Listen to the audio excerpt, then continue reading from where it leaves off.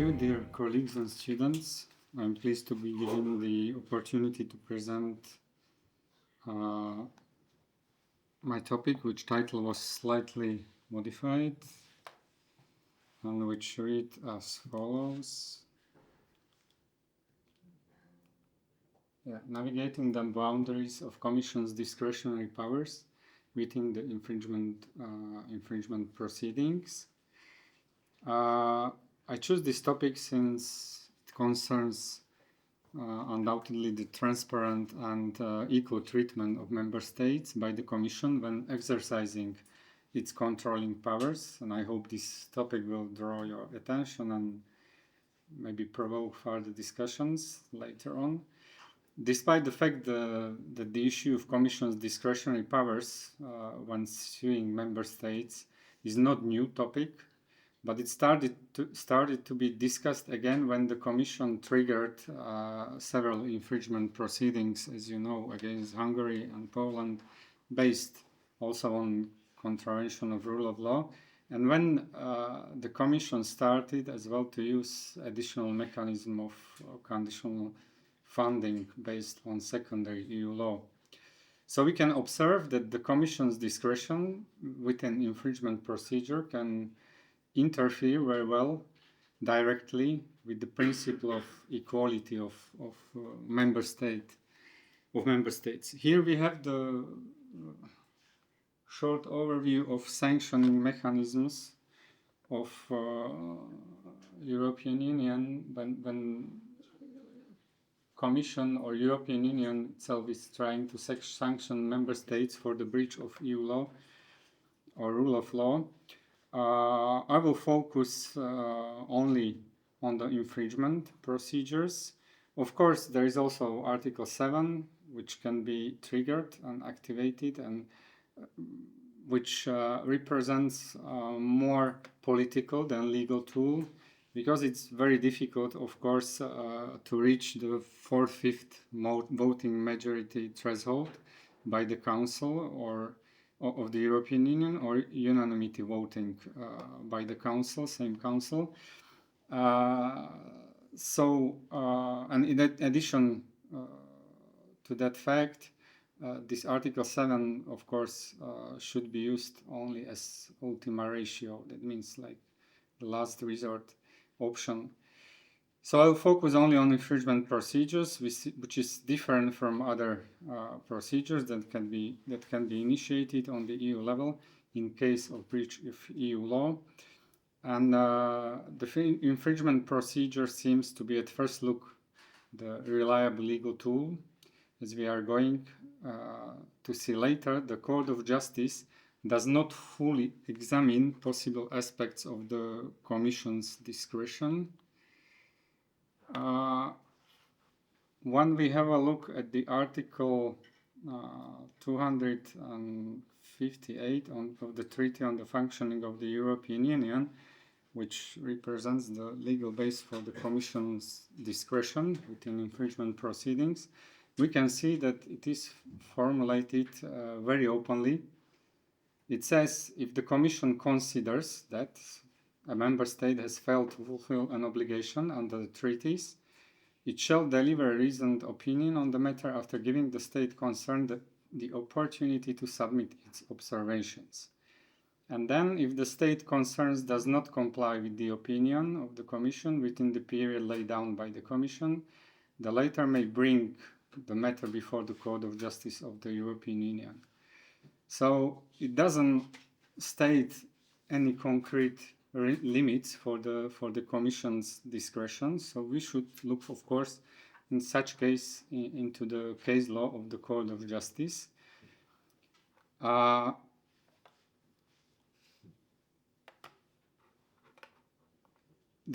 case law of the Court of Justice says that the Court of Justice, we can say it at several occasions, really reiterated that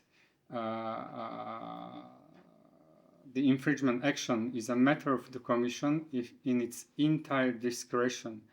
So it doesn't put really limits on the Commission's discretions when initiating infringement procedures, except for two exceptions that we are going to see later. But the Commission's discretion has two aspects. It can be, as you can see, substantive dimension of this discretion, and then procedural dimension of the discretion. That means the Court of Justice is refusing to examine why the Commission brings an actions for within the infringement proceedings. So it is refusing to examine the reasons of the Commission, the Court of Justice, and the Court of Justice says that it can only consider whether or not there has been a failure to fulfill obligations as alleged by the Commission, without its being part of its role to take a view on Commission's exercise of its discretion. So the case law is not really solving this situation. The only two limits that are that we can find in the Court of Justice case law focus on determining whether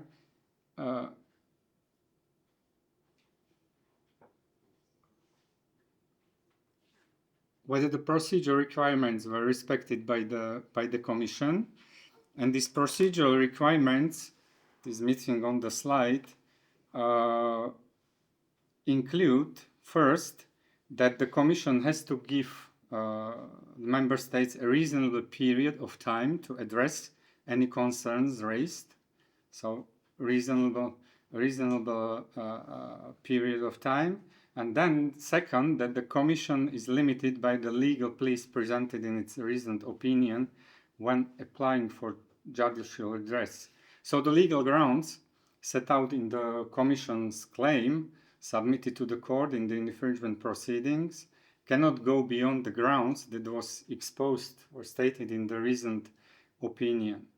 Okay, so no further details we can find in the Court of Justice concerning Commission's discretion.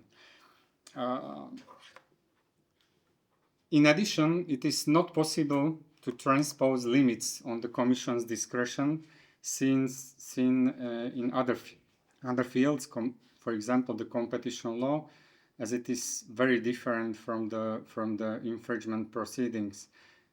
Within the competition law, the decisions of the Commission are addressed to private undertakings, and then, of course, the Commission's decision is perceived as an administrative decision which can undergo the judicial review by the Court of Justice. So it's very different situation from the Commission's position in the infringement proceedings. So what are the risks of the Commission excessive discretion, which is stated by the Court of Justice? Of course, this approach of excessive discretion aims, in fact, to protect the Commission from formal disputes with member states, and this carries the potential risk of significantly undermining its efficiency and public acceptance, and also the principle of equality of member states. Another danger resides in the fact that there are no time limits.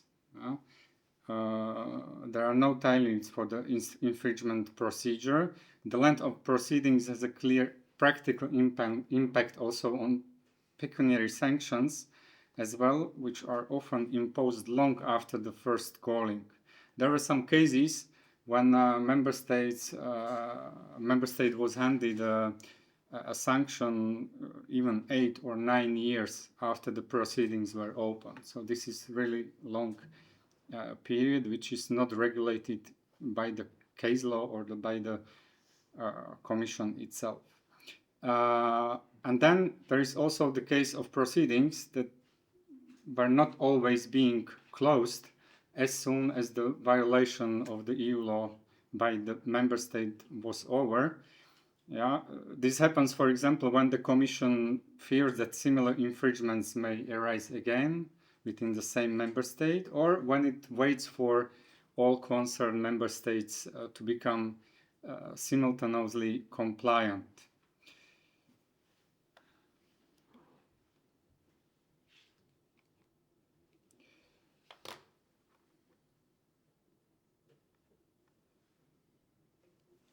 How is the Commission self-regulating, self-limiting its own discretion? And this could be also for in the future the milestone for the case law of the Court of Justice. There is a Commission communication on the, as you can see, with the title EU law better results through better application, which comes from the year 2017, in which the Commission says on which infringement it will focus, and that, for example, the priority will be given to cases where member states have failed to communicate transposition measures or have incorrectly transport directives, where they have failed to comply with the judgment of Court of Justice, and so on.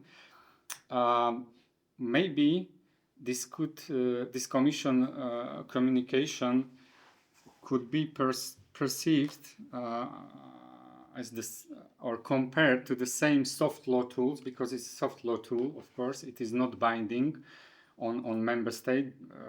When we look at the Article 288 of the Treaty of the Functioning of the European Union, we will not find their communication of the Commission as being the binding act. So it's not binding act, but when we look at the case law of the Court of Justice, such communications or guidelines of the Commission, in which it limits its powers or it's interpreting EU primary or secondary law, can have legal effects. Which are derived from the principle of legal certainty or legitimate expectations. So this could be maybe the way for the Court of Justice how to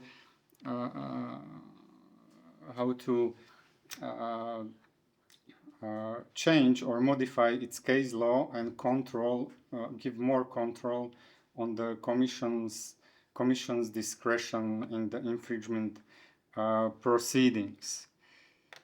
Okay, so even if this Commission's discretion cannot be enforced by Court of Justice, its use cannot be enforced by the Court of Justice, the Commission's discretion cannot escape to the following principles and rules resulting from EU founding treaties. It cannot escape especially to fundamental values of the European Union, which are stated in the Article 2 of the Treaty on the European Union, among which also the general principle of equality, which is specifically formulated also in the Article 4 of the same treaty as regards the member states. Then it cannot escape to the obligation to state reasons, of course, which is covered by the principle of the legal certainty as well, which is contained in the rule of law, of course. And then it cannot escape the protection of EU fundamental rights, because the Charter of Fundamental Rights is binding on European Union institutions as well. Then it cannot escape to the positive obligation to enforce EU law, which is stated in the founding treaties, because the Commission is institutions who is controlling member states if they are not breaching EU law. And then it cannot escape finally to the horizontal duty of sincere cooperation between institutions. So again, these legal norms still should shape the behavior of the Commission when using its discretion within the infringement procedure.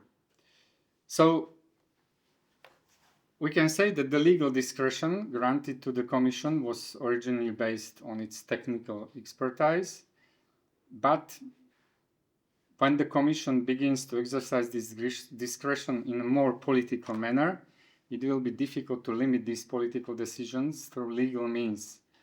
So maybe instead such political discretion may need to be overseen through political scrutiny, political control, rather than the legal one.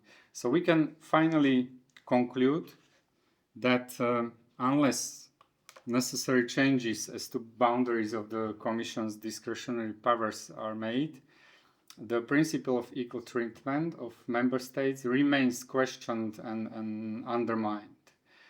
It's like the theory of appearance, yeah? So the possible changes of this situation or remedies are, in my view, as follows.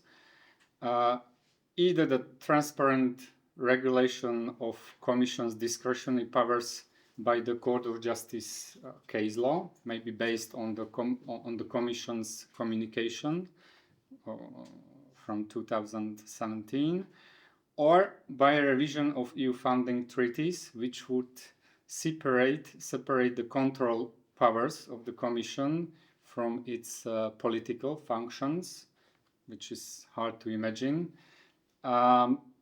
or introducing, for example, the political control of the European Parliament over Commission's decision to initiate or not to initiate the infringement procedure. Thank you.